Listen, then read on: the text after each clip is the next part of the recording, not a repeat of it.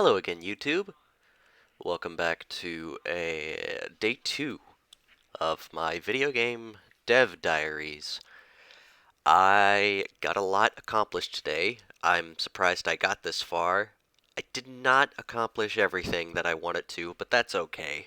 I've got like 90% of it done. Uh, as you can see here, I've created some assets, and I thought I created more assets. Oh, right. I created an explosion, which I'm not going to play because it is very flashy. Uh, and I also created some ground.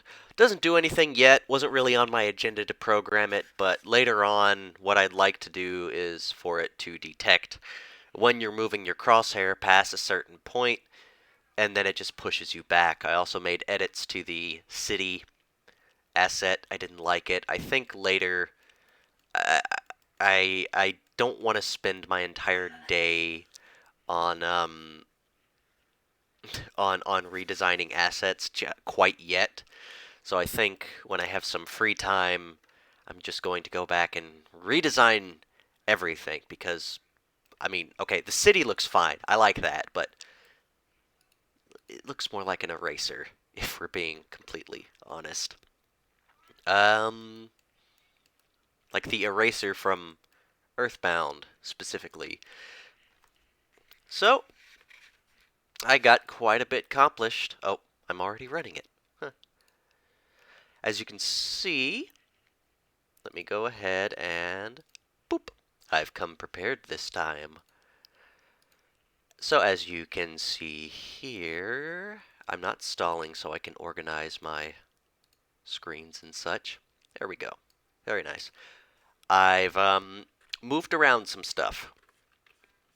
Now you can't click on the cities uh, and have them go bye-bye. I've removed that functionality. This still works. So, mouse, arrow keys, mouse, arrow keys. This is still where it was, but I moved the ammo counter right underneath each silo, and that's because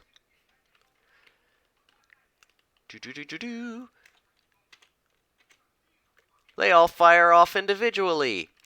Hooray! So now it's like a little firework, and it even comes with a nice little explosion. I realized for this demo I probably should have programmed like a reset button, but I didn't do that exactly. But that's okay. Uh, so they are on a timer. I'm going to start mashing the S key right now. And as you can see, it's about like a second or two between shots. And each of them are just on a script. If I go back to should probably get those hotkeyed. If I go back to over here, that is not the right one. We can see that they're on a script. There's a variable under each silo called ammo, and another variable called can fire. And if those two things are true while their respective buttons being pressed, the script is called upon, and it creates a missile on the foreground layer, that is layer instance foreground, uh, and it subtracts ammo. It sets can fire to 0, which means you won't be able to fire, and then it puts in a global variable called lockx, which is just the crosshair for, which is just the x's crosshair, and another one called global.locky, which is the y's crosshair, the crosshair's y uh, coordinate. And then it turns on an alarm after essentially 2 seconds has passed. And I'm just going to go into the alarm event. That is the draw event. It just resets can fire back to 1. So after 2 seconds has passed, you can fire again. Um,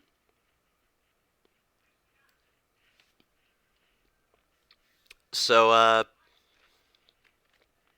what did I come in here for? Oh, right, missiles. This is cool. So the way I did, so the way I did this is once it's created, there's actually a split second, just a very small one. I want to say my room speed is it's either 60 or 30. I forgot where it is. Is it under main? Yes. Okay. Game frames per second, 60. So that's 60 steps in a second. 60 divided by 4, I don't know what that is. I'm terrible at math. Why am I designing video games if I'm terrible at math? But it's whatever 60 divided by 4 is. So that many seconds, or steps, now this is going to bug me. Hold on. Calculator. 4. 15. So 15 steps, an alarm goes off, and then what this does is that it actually moves towards the point over here. And once it reaches that point, actually, so uh, what the global lock X and Y, what those do is that it basically records where the crosshair was when I hit the proper key, and then it will move it towards then it will move towards that point. And when it gets to the Y that it's located on, we're not looking for the X, we're just looking for the Y, because we can safely assume that it's going to be in roughly the same location. So if it's ever less than the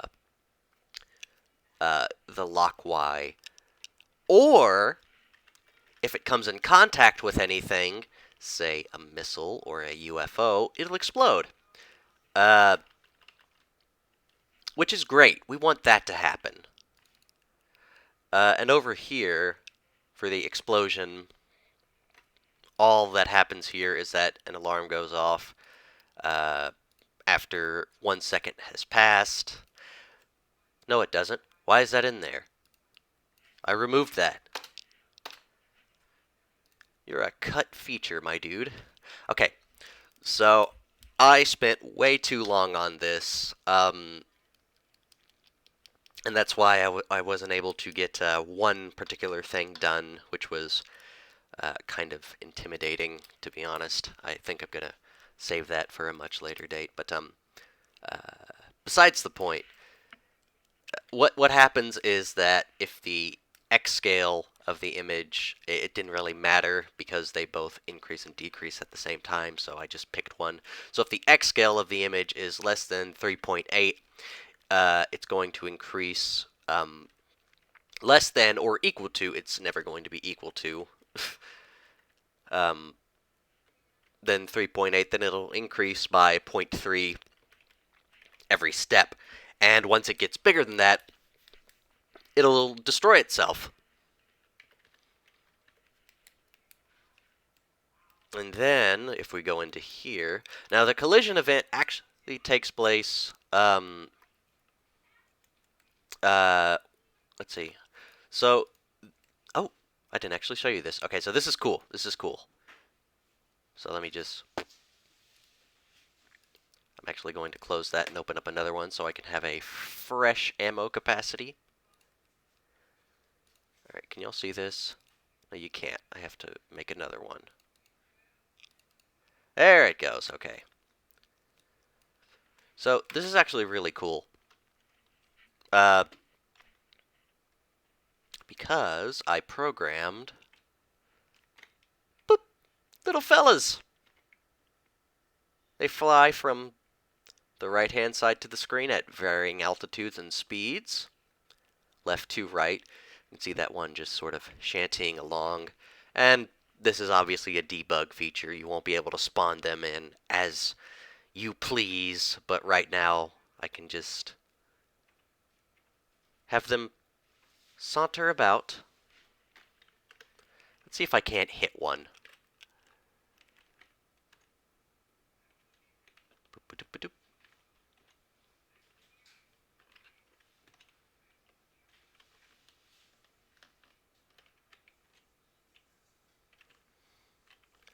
And then we'll just... So as you can see, if any of the missiles come in contact with the UFOs, the airplanes, it sets off prematurely. And not only that, but it sets off a nice chain reaction which destroys anything. Uh, I'm wondering if I should define a separate explosion type for the chain reaction, but that is something I'll have to think about at a later date. And now I'm out of ammo, as you can see, which I think what I want to do is, once you're out of ammo, have the color change. Also, was it just me, or were these, like, slightly off to the left? Why are they centered now? That's crazy. Anyways, it don't matter. I'm actually going to, start up another game of that, because I want to show you one more thing before I let you go here. And that's what I wasn't able to do today. But first, I must get it out for you. There you go, buddies. So, unfortunately, I was unable to program individual sectors yet. I need to work on those sometime, maybe later tonight, maybe tomorrow. I don't know. We'll see. Um, but right now, I need to. What is next on the agenda? Well, these are the easy cards. I did those yesterday. Where's the hard ones? Here we go. Difficult. Let's see. So these I'm just going to spend a day on each. They might not be difficult at all. It's just that they sounded quite difficult. I need to... Tomorrow I'm working on the enemy missiles, so you'll have another thing to shoot at. Hooray! Uh, I want them to be spawned by either the game controller... I'm burping a lot, I'm sorry. That's gross. By either there they are, game controller or the plane. And I need them to spawn in waves of 5 to 8. They need to be able to destroy silos and cities, but also choose their target. Uh, I want them to be able to destroy only one. So I think the actual missile will be responsible for destroying, and it'll just play like a harmless um, explosion animation at the point where uh, where it happened. So what I'm thinking is missile comes, it touches the city, and the city goes bye-bye, and the city will actually change into an explosion, because I don't want them to destroy any nearby cities, because that would be unfair and bad game design.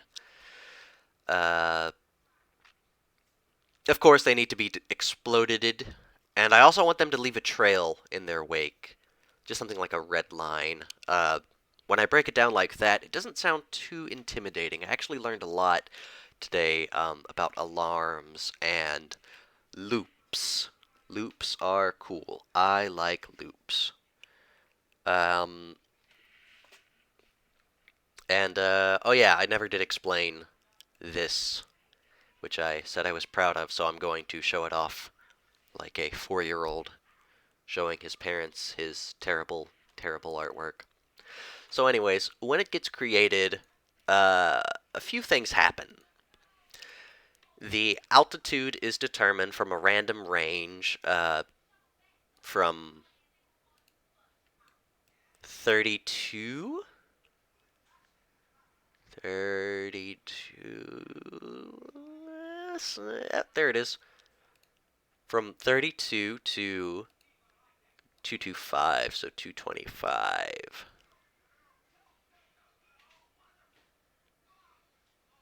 So right around there.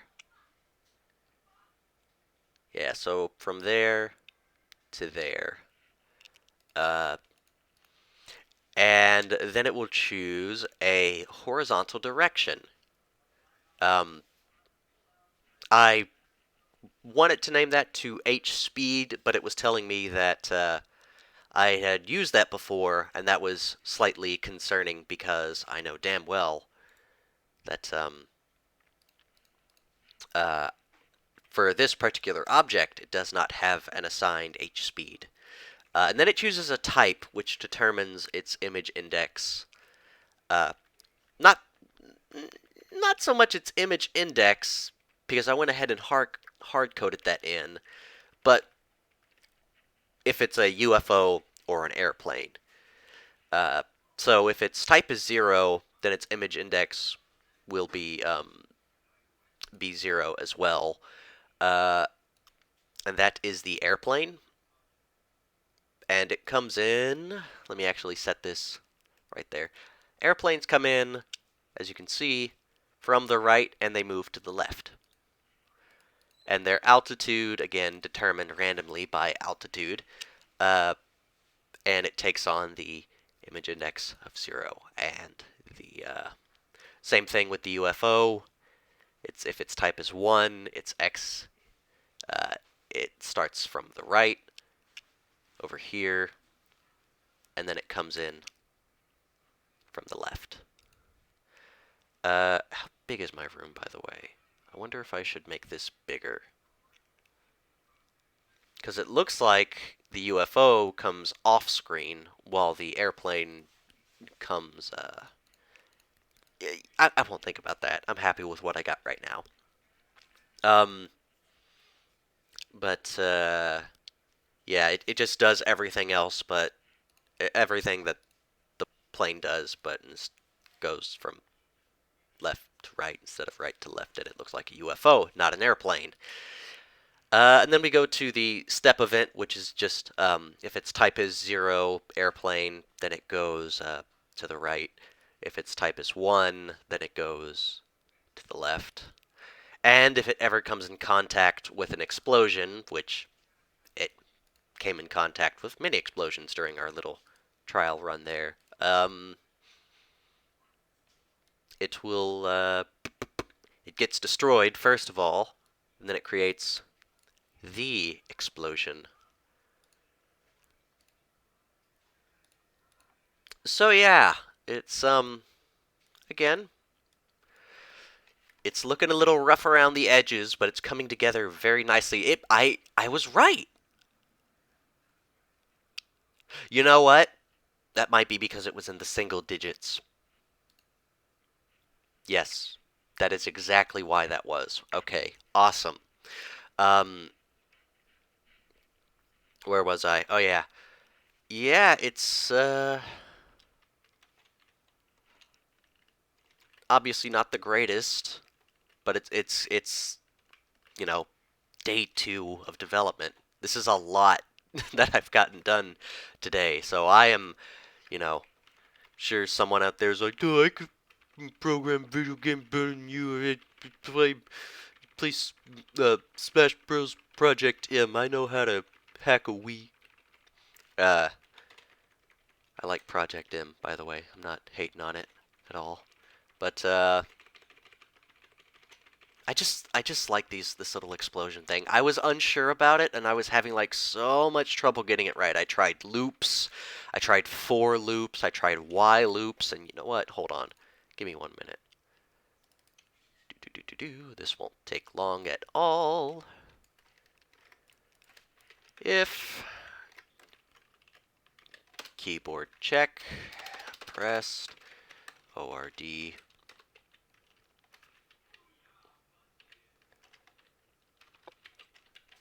are...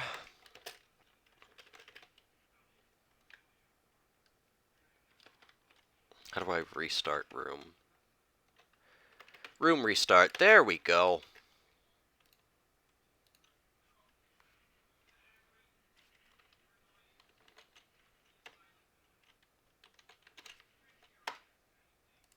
So it's like I'm reloading my ammo. Hey, I don't have to make a new one. That's wonderful. Thank you. Am I recording? Yes, I am. I've been recording for 20 minutes. I'm sorry. This is just fascinating to me because it's like I think I want to like I tried to do something a little fancy here, but it didn't really quite work out. Where I just uh oh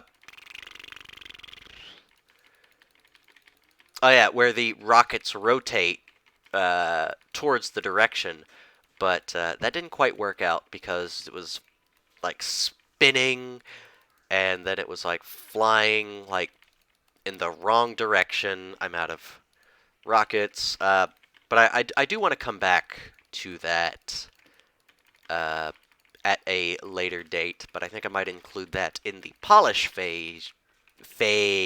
Polish phase. There we go. Them's words.